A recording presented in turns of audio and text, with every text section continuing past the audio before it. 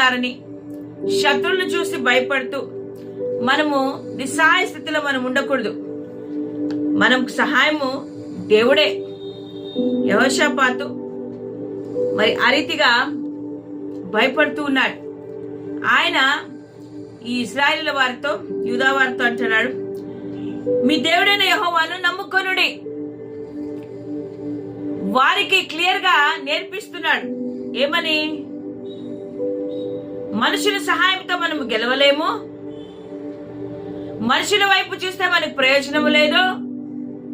మనము దేవుడైన యెహోవా వైపు చూడండి, నమ్మండి. ఈ యుద్ధంలో ఆయన మనకు విజయం ఇస్తాడని నమ్మండి అని యెహోషాపాతు చెప్తూ ఉన్నాడు. నా ప్రియమైన దేవుని బిడ్డలారా,